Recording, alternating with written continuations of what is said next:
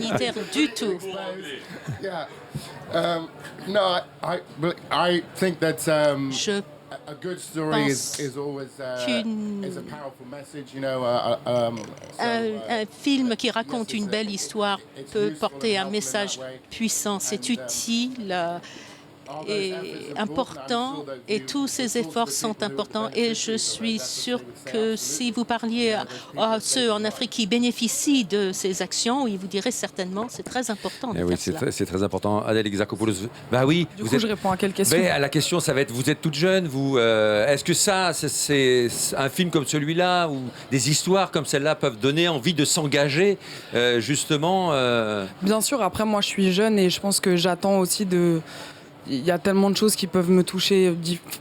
Enfin, on nous donne la parole et c'est là que j'essaye de prendre ça comme une responsabilité. Puis je pense que ce film, il rend aussi hommage à tous les gens de l'ombre qui sont sur le terrain tous les jours. Et pour l'instant, ma seule manière de m'engager, c'est de choisir les films qu'on m'offre. Et vous faites de bons choix, Sean Penn.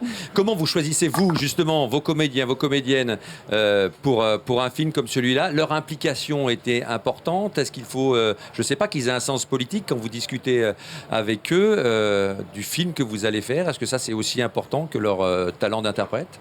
Sean Penn.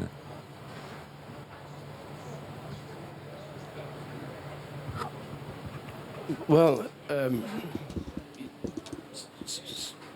of course, what really matters is Ce qui importe avant tout, c'est que ce soit des acteurs talentueux qui apportent leur talent au film, et ce qu'ils font dans leur vie en dehors de cela. So, in terms of actors that I would Et pursue to get them fait to work partie on a de film. cela. Et donc, les acteurs que j'invite à travailler avec moi sont des acteurs qui me passionnent et qui me paraissent les meilleurs pour ces rôles. Et s'ils acceptent, j'ai beaucoup de chance. J'attendais la fin de votre traduction, Sean. C'est pour ça qu'il y a un petit temps de latence. Javier Bardem, Charlize Theron, votre histoire d'amour à l'écran porte aussi ce film. Vous avez répété un peu avant, ou ça s'est passé comme se passe votre histoire sur le terrain? C'est une rencontre dans l'action qui s'est faite. Est-ce que vous avez eu le temps de vous rencontrer l'un l'autre avant, de préparer chacun votre rôle, de préparer peut-être cette rencontre? Comment ça s'est passé, cette préparation du tournage, Charlize? On a eu des répétitions. Nous nous sommes rencontrés à Ville-du-Cap pour quelques semaines et nous avons vraiment fait beaucoup de répétitions. Il y avait beaucoup de questions logistiques par rapport à des actions médicales, les gestes médicaux de nos personnages. Il y avait des médecins qui nous l'ont appris. Ils sont restés avec nous pendant tout le tournage et on a beaucoup réécrit aussi dans ce processus.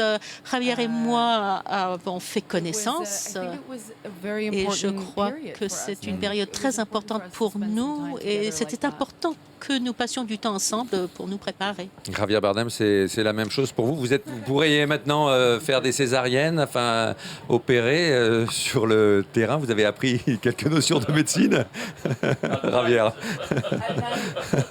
I would faint in half a second. Je pense que je m'évanouirais en une seconde si je devais faire ce genre de choses.